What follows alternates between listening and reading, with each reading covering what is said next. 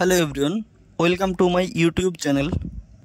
আজকে আমরা আলোচনা করব ক্লাস 8-এর লেসন 10 টেলস অফ চাইল্ডহুড এই গল্পটির প্রথম অংশ, line by line Bengali meaning.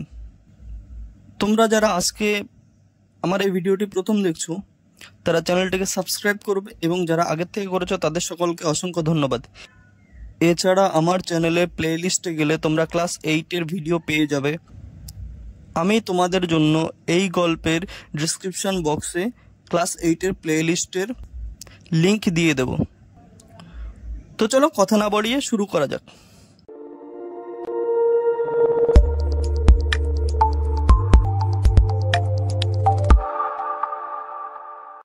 গল্পটার নাম হলো টেলস অফ চাইল্ডহুড। এই গল্পটার নাম হলো ছোটবেলাকার গল্প। লিখেছে রোল্ড ড্যাল। তো গল্পটি শুরু করার আগে আমরা লেখক সম্পর্কে কিছু তথ্য জেনে নিই। লেটস স্টার্ট, চলো শুরু করি। রোল্ড ড্যাল 1916 সালে যার জন্ম আর 1990 সালে যার মৃত্যু। ওয়াজ আ ব্রিটিশ নোবেলিস্ট, ছিলেন একজন ইংরেজ ঔপন্যাসিক বা ইংল্যান্ডের একজন বিখ্যাত ঔপন্যাসিক।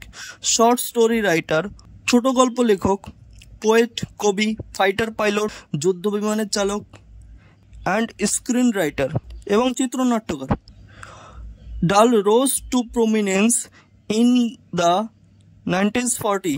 1940 খ্রিস্টাব্দ নাগাদ ডাল প্রসিদ্ধি লাভ করেছিলেন with works for both children and adults, শিশু ও প্রাপ্তবয়স্ক উভয়ের জন্য রচনাতেই, and became one of the world's best selling authors, এবং ক্রমেই তিনি বিশ্বের অন্যতম সর্বাধিক বিক্রিত লেখক রূপে অবতীর্ণ হন। হিজ ওয়ার্কস ইনক্লুড, তার রচনাগুলোর মধ্যে হলো James and the giant piece, Charlie and the chocolate factory. এই যে Charlie and the chocolate factory যেই গল্পটা রয়েছে, এইটা হলো কি শিশু সাহিত্য রূপে শ্রেষ্ঠ একটি গ্রন্থ হিসেবে সুপরিচিতি লাভ করে। Matilda, the witches and George marvellous medicine. The present text is an extract from his autobiography. বর্তমান পাঠ্যটি তার লেখা আত্মজীবনী বয় টেলস অফ চাইল্ডহুড থেকে সংগৃহীত হয়েছে। লেটস রিড, চলো পড়ি। মাই ফাদার, আমার পিতা, Harold Dahl was a Norwegian, ছিলেন একজন নরওয়েবাসী মানুষ। Who came from a small town near Oslo, যিনি ওসলোর কাছাকাছি বা ওসলোর নিকটস্থ একটি শহর থেকে এসেছিলেন, কল্ড সার্পসবার্গ। সেই শহরটির নাম ছিল সার্পসবার্গ।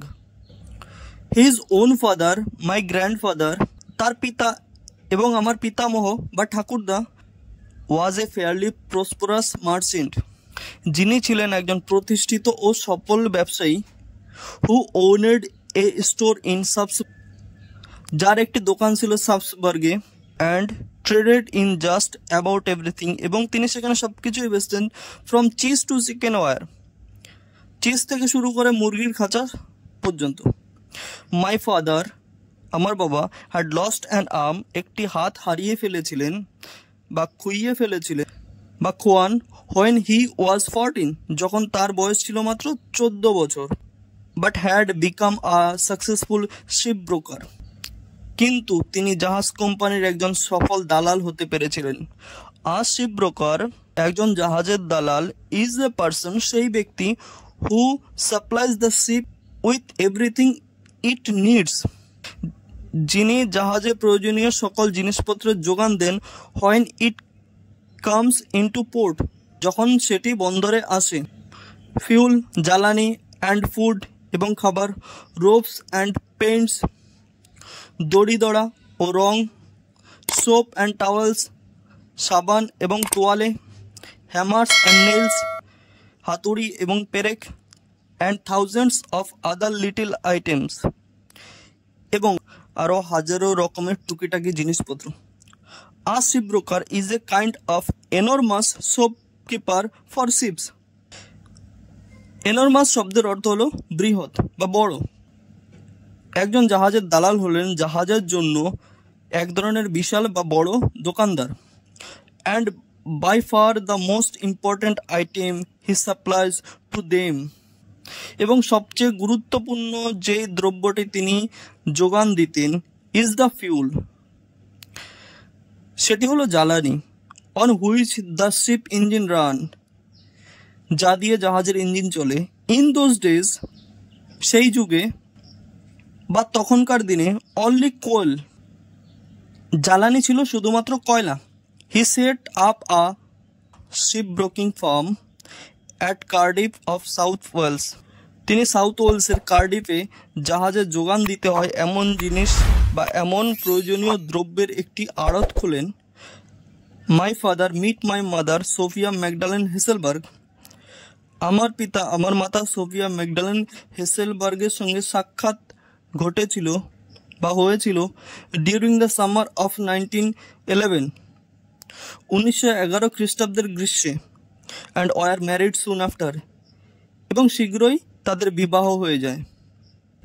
ইন 1918, 1918 খ্রিস্টাব্দ, when I was 2, যখন আমার বয়স 2, we all moved into an imposing country mansion beside the village of Radir, আমরা সকলে র্যাডির গ্রামের পাশের এক পল্লী অট্টালিকায় চলে about 8 miles north of Cardiff, স্থানটি বা যা ছিল কার্ডিফ হতে প্রায় 8 মাইল উত্তরে।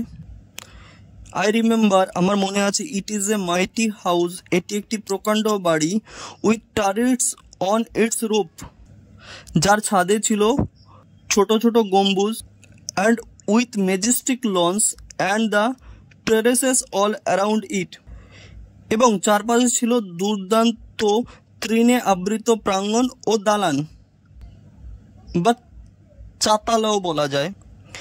দেয়ার were many acres of farm, অনেক একর জুড়ে সেখানে খামার, অ্যান্ড উডল্যান্ড এবং বনভূমি ছিল, and a number of cottages for the staff, এবং কর্মচারীদের জন্য অনেকগুলো বাড়িও ছিল।